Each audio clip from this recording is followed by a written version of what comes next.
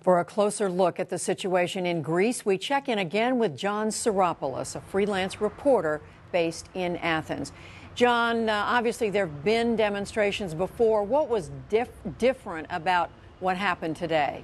Well, today you had a very, very large number of people. Definitely the crowd was in the tens of thousands. You also had some very young people there, people in the high school ages because schools were on strike. But you also had, of course, mature workers from people in their 20s all the way up to people close to retirement. It was a very broad representative swath of society.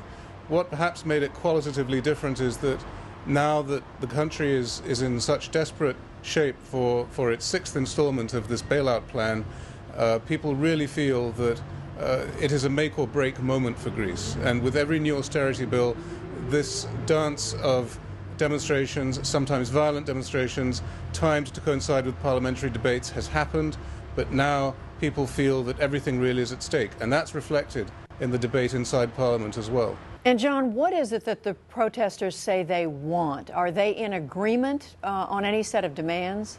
Well, many people who work for the public sector simply don't want this bill to go through because it carries into law promises the government has made to the country's creditors, which it must be held to.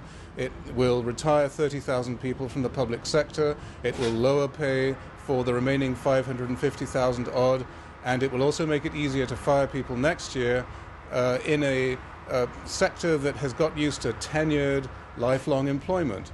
If you ask people in the private sector, they want the government to do more to develop the economy, to focus on boosting the economy, which is now in its third year of recession. People are looking at their fourth year of recession in 2012. A lot of businesses won't survive that, small and large. And so, on the whole, there are different reasons for opposing this bill. Some people because their livelihoods are directly affected, and others because they feel it's pushing us in the wrong direction, deepening the recession, and speeding up the rate at which Greece seems to be falling apart economically. John, you were telling me earlier that the stresses of what's taking place are now reaching deep into society. You were telling me about people leaving the country, about how this is affecting people's health. Well, there are enormous numbers of people who have left in the last 2 years since the crisis began, or who are leaving now, particularly highly educated, highly skilled white-collar workers. You hear conversations, for instance, in the medical profession about how highly specialized doctors no longer have a client base here, and they have gone to the more lucrative markets of Northern Europe or the United States. You hear about people in the arts even, graphic designers, architects, leaving, going to North America if they can. A lot of repatriated Greeks, particularly, who have dual citizenship, are doing so. And it's becoming more and more palpable to everyone that Greece is going nowhere fast.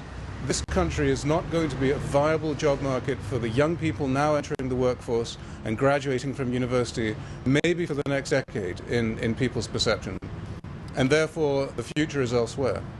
You also were describing health strains, more people having heart attacks. There are enormous stresses in just about every profession you care to mention, from advertising to finance, but also to blue-collar professions, plumbing, electrical work. Everything has gone down. Ask any sector of the economy. Take something as simple as gasoline. Gasoline consumption has gone down 35% in the last year and a half.